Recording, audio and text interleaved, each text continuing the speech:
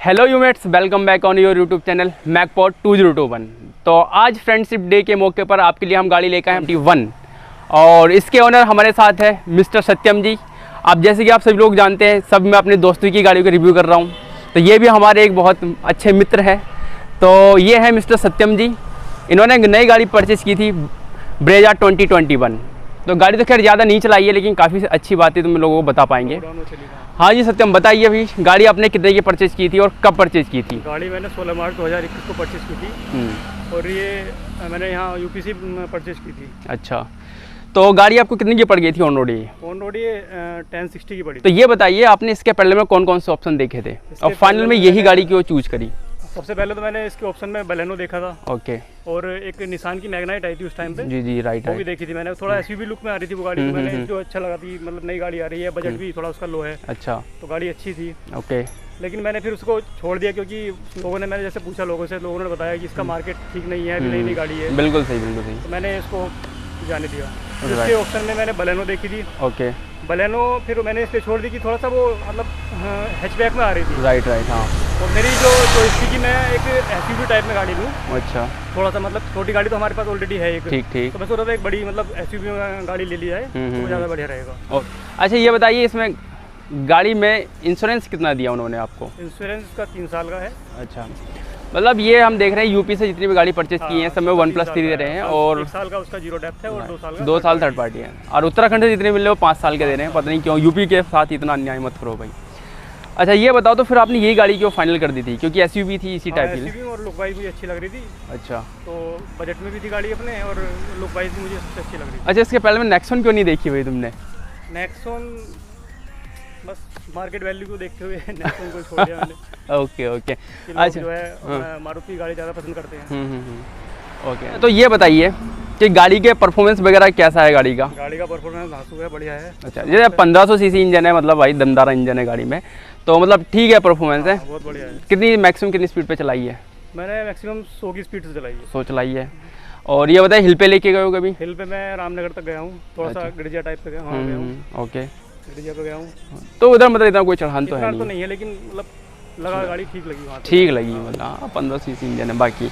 अच्छा, और बताइए कि गाड़ी का सर्विस वगैरह कैसा है? सर्विस कराई है अभी? एक बार भी नहीं कराई। अच्छा, लॉकडाउन है तो सभी गाड़ी खड़ी। अच्छा, हाँ, गाड़ियाँ सभी खड़ी रही हैं सभी की। अच्छा, ये बता बाइंग एक्सपीरियंस कैसा रहा था जब तुमने गाड़ी परचेज की थी? तो ये अच्छा था, सबसे अलग था। सबसे अलग कैसे था मतलब?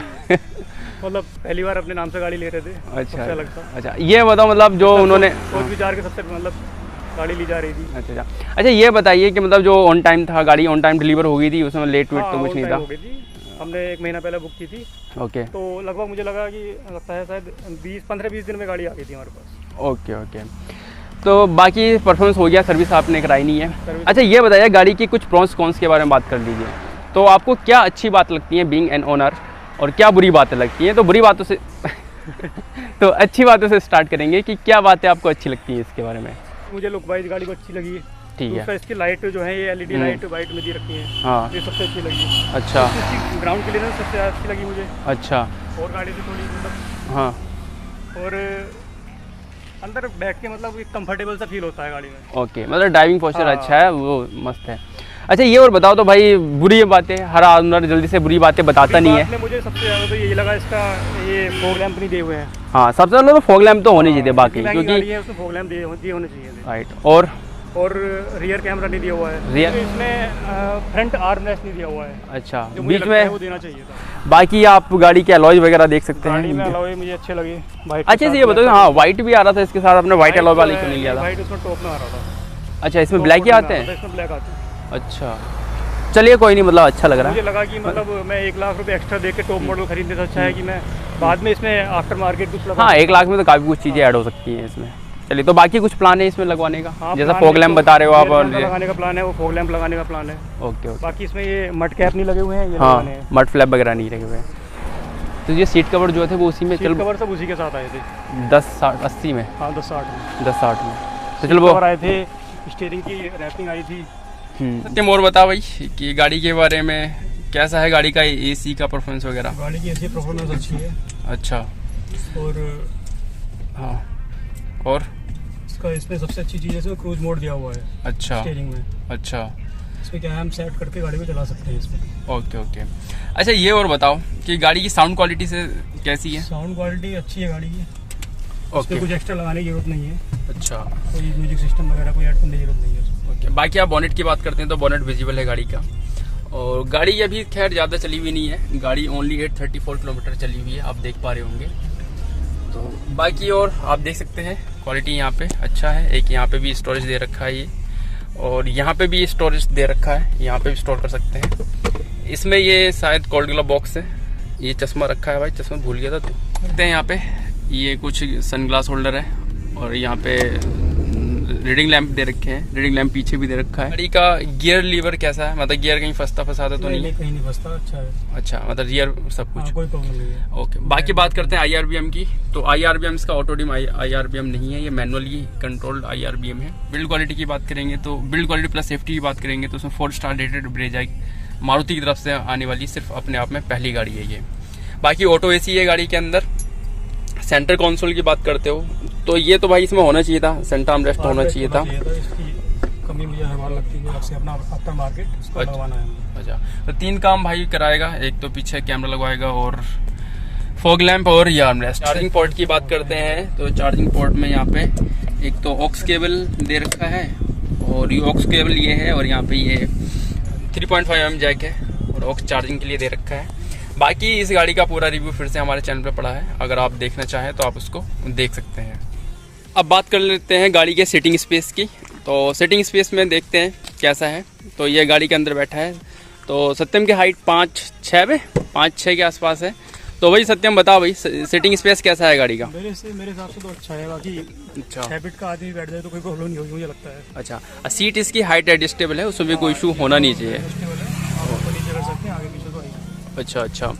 बाकी ये बताइए जो रियर सीट है, मतलब पीछे जो है कंफर्टेबली 3 लोग बैठ जाते हैं? हाँ, 3 आराम से बैठ जाते हैं। अच्छा, उसमें कोई इशू तो नहीं होता? अच्छा। बाकी आप रियर सीट के बारे में देख सकते हैं, तो ये है इसका रियर सीट। तो रियर सीट में भी यहाँ पे 3 लोग बैठ सकते हैं आराम से, उसमें कोई प्रॉब्लम नहीं है। बाकी ये एक इशू और बता रहा था कि इसको एक और इशू अच्छा नहीं लगता। बताइए भाई क्या कह रहे थे आप? हाँ, इसका जो मुझे इशू लगा है, ये इसका स्टार्ट इंजन वाला बटन है, उसमें इशू लगा है इसको। क्योंकि इसमें हम जैसे मैं गाड़ी बंद कर देता हूँ फिलहाल, गाड़ी इस टाइम ऑफ है बिल्कुल। अच्छा। अब मैं इसको स्टार्ट करता हूँ तो सबसे पहले इसका मीटर वाला ये सिस्टम स्टार्ट हुआ, म्यूजिक सिस्टम के साथ मीटर। अच्छा। फिर दोबारा में इसका मीटर स्टार्ट हुआ, ठीक है। और मैं क्लिच दबा के इसको गाड़ी स्टार्ट कर देता हूँ, ये गाड़ी स्टार्ट हो चुकी है मेरी। ठीक। अब उसके बाद मुझे क्या है कि अगर मुझे म्यूजिक सिस्टम स्टार्ट रखना है और गाड़ी बंद करनी है, तो इसमें ऐसा कोई फंक्शन नहीं है। मैं इसको प्रेस करूंगा तो गाड़ी बंद हो जाएगी। अच्छा, मतलब फिर गाड़ी दोबारा से एक बार आपको बटन दबाना पड़ेगा, वो उसके बाद मुझे बटन दबाना पड़ेगा, उसके बाद म्यूजिक सिस्टम ऑन होगा। Okay okay.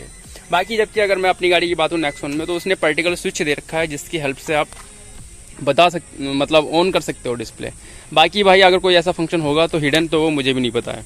बाकी बूट स्पेस की बात करते हैं तो बूट स्पेस के बारे में भाई कैसा है? कभी सामान वगैरह रखा है गाड़ी में? सामान रखा है, काफी 2-3 बैग रखे हैं, इजीली आ जाते हैं 3 बैग तो आराम से। अच्छा, कोई प्रॉब्लम नहीं हुई है? कोई प्रॉब्लम बूट स्पेस के बारे में कोई दिक्कत नहीं, इसमें सामान फिलहाल हमारा रखा है बहुत सारा, और ज्यादा सामान रखा जाते हैं तो इसको बैठा सकते हैं। और सीट हम इसको फोल्ड कर सकते हैं। 60-40 स्प्लिट है सीट। तो मतलब बूट स्पेस में कोई कमी नहीं है, बाकी अच्छा है सब कुछ। और बाकी तो आप दे सकते हैं, गाड़ी में कोई इशू है नहीं, बढ़िया गाड़ी है। ये है ब्रेजा का 1500 सीसी का 4 सिलेंडर इंजन। तो इतना बड़ा इंजन होने के बाद भी गाड़ी के इंजन की साउंड नहीं है। मतलब यार रिफाइनमेंट अच्छा है गाड़ियों का, अगर रिफाइनमेंट के साथ साथ अगर ये थोड़ा बिल्ड क्वालिटी भी फोकस करें। जबकि ब्रेजा 4 स्टार रेटेड गाड़ी है, तो मारुति का सेल और अच्छा हो सकता है। और ऐसी कुछ रूमर्स आ रही हैं कि मारुति अपना इस गाड़ी को डीजल इंजन में भी लॉन्च करने वाली है। बाकी AC ऑन करियो सत्यम। तो आप ये देख सकते हैं AC ऑन करने के बाद भी गाड़ी के इंजन पे कोई खास फर्क नहीं है। तो thank you so much for watching this video. If you like the video please do subscribe, like and share the channel. Bye bye, take care and don't drink and drive.